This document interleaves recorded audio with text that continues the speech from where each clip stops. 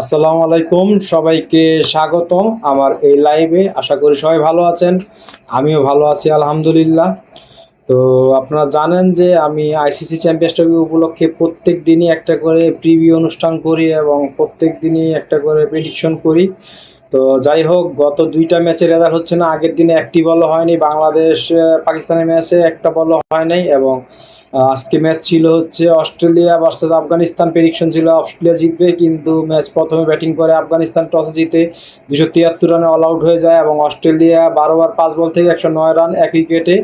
কিন্তু ম্যাচটি শেষ হয়নি বৃষ্টির জন্য প্রজেক্টে, এবং এক এক করে পয়েন্ট পেয়ে যায়। পয়েন্ট টেবিলের অবস্থা হচ্ছে অস্ট্রেলিয়া 3 ম্যাচ খেলে একটা জয় এবং দুইটা নো রেজাল্ট, 4 পয়েন্ট নিয়ে রান রেটের তারা একই আছে বর্তমানে। সাউথ আফ্রিকা আছে 2 ম্যাচ খেলেছে, একটা জয় একটা একটা নো রেজাল্ট নিয়ে 3 পয়েন্ট নিয়ে রান রেট তাদের অনেক ভালো। আফগানিস্তান 3 ম্যাচে একটা জয় একটা পরাজয় এবং একটা নো রেজাল্ট নিয়ে 3 পয়েন্ট নিয়ে তৃতীয়তে আসতে। ইংল্যান্ড আছে 2 ম্যাচ খেলেছে, দুইটাই পরাজয়, তাদের কোনো পয়েন্ট নেই, মাইনাসে আছে তারা। গ্রুপ এর আছে নিউজিল্যান্ড 2 ম্যাচে 4 পয়েন্ট 2 জয় নিয়ে রান রেটে এগিয়ে। 2-এ আছে ইন্ডিয়া 2 ম্যাচে 2 জয় 4 পয়েন্ট নিয়ে 2 আছে। বাংলাদেশ 3 ম্যাচে একটা টাই নিয়েছে, 2টা পরাজয় নিয়ে রান রেট ব্যবধান তৃতীয়তে। এবং পাকিস্তান 3 ম্যাচে 2টা পরাজয় এবং একটা টাই নিয়ে রান রেটের কারণে আছে চতুর্থতে। এই হচ্ছে অবস্থা তাদের।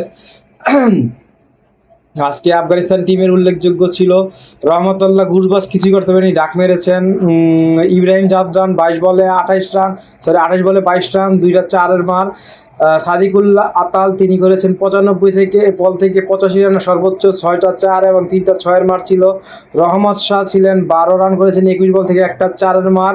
হাসমুদুল্লাহ শাহিদি ক্যাপ্টেন, তিনি 49 বলে 20 রান করেছেন, একটা 4-এর মার ছিল।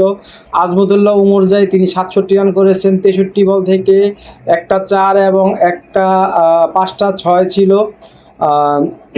আপনি একটি স্টিকার কমেন্ট করেছেন, ধন্যবাদ কমেন্ট করার জন্য। আরও একটি করেছেন স্টিকার কমেন্ট, আচ্ছা। আজমতুল্লাহ উমরজাই 63 বল থেকে 67 রান, একটা 4 এবং 5টা 6। মোহাম্মদ নবী 1 বলে 1 রান নিয়েছেন, কোনো 4 নেই। গুলবাদ্দিন নায়েব 12 বল থেকে 4 রান। রশিদ খান 17 বল থেকে 19 রান, 2টা 4-এর মার। নূর আহমেদ 8 বল থেকে 6 রান। ফজল হক ফারুকি 1 বল থেকে 0 রানে নট আউট ছিলেন। 37টি রান আসে এক্সট্রার খাতিরে, 273 করতে সমর্থ হয় তারা। স্পেন্সার জনসন করেছেন 10 ওভারে 49 রান দিয়ে 2টি উইকেট। ব্যান ডাউরসিস তিনি 9 ওভারে 47 রানে 3টি উইকেট পেয়েছেন। নাথান এলিস 10 ওভারে 60 রান দিয়ে 1টি উইকেট।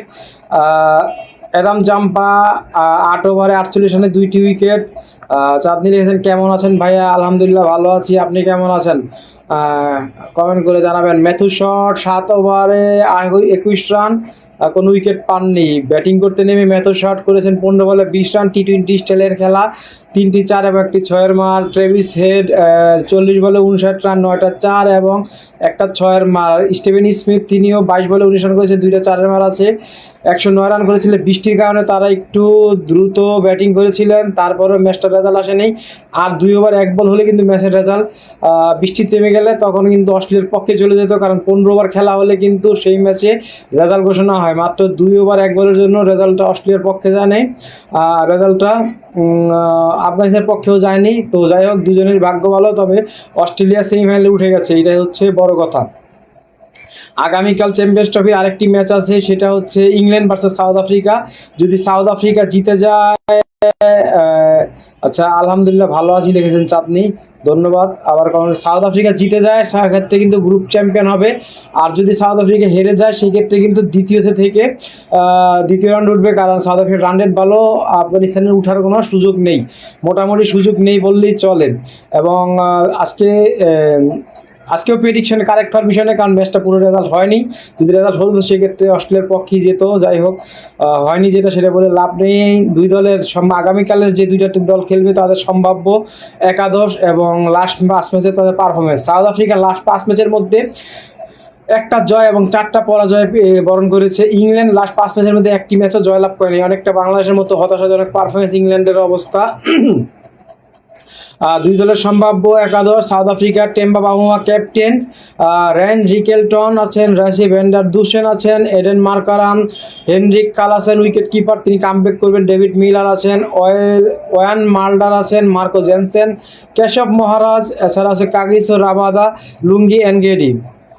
ইংল্যান্ডের সম্ভাব্য একাদশ কে কে থাকতে পারেন দেখি: ফিল সল্ট, ব্যান ডাকেট, তিনি একটি বড় সেঞ্চুরি পেয়েছিলেন যদিও ওই ম্যাচটা তারা অস্ট্রেলিয়ার সাথে হেরে যায়, Jamie Smith wicket keeper, Joe Root, 5 হচ্ছে হ্যারি ব্রুক, 6 আছে Jos Buttler captain, 7 Liam Livingstone, 8 Jamie Overton, 9 Jofra Archer, 10 Adil Rashid এবং 11 সাকিব মাহমুদ। তো এতগুলো ভালো ভালো প্লেয়ার নিয়ে কিন্তু ইংল্যান্ড জিততে পারছে না। তারা এক ম্যাচে 352 রান করেছে। আচ্ছা, শারমিন আক্তার মৃদু লিখেছেন, আপনি কই আছেন? আমি কই আছি? আমি লাইভে আছি। শারমিন আক্তার মৃদু, তুমি কই আছো? দেখা করো, কোথায় আছো তুমি? লাইভে আসো, জয়েন করো লাইভে। আচ্ছা, যাই হোক, তারা পরের ম্যাচটা আফগানিস্তানের সাথে 325 রান চেস করতে গিয়েও 8 রানে হারে। তো তাদের ভাগ্যটাই আসলে খারাপ, যার কারণে তাদের আসলে এই ম্যাচগুলো হারতে হয় এবং এই টুর্নামেন্ট থেকে এখন পর্যন্ত কোনো পয়েন্ট পায়নি এবং টুর্নামেন্ট থেকে অলমোস্ট বিদায় করে গেছে। বাংলাদেশ পাকিস্তানের পরে ইংল্যান্ড হচ্ছে, পাকিস্তান বাংলাদেশ এবং ইংল্যান্ড 3 দল টানা বিদায় নিয়েছে এই টুর্নামেন্ট থেকে। তো আগামীকাল আমার প্রেডিকশনটা থাকবে সাউথ আফ্রিকার পক্ষে, ইংল্যান্ডের পক্ষে থাকছে না। দেখা যাক সাউথ আফ্রিকা ম্যাচটি জয়লাভ করে কি নাকি ইংল্যান্ড জয়লাভ করে। তো যারা এতক্ষণ যাবৎ ধৈর্য ধরে আমার ভিডিওটি দেখেছেন সবাইকে ধন্যবাদ জানিয়ে আমার ভিডিও এখানে শেষ করছি। আসসালামু আলাইকুম, সবাই ভালো থাকবেন, সুস্থ থাকবেন।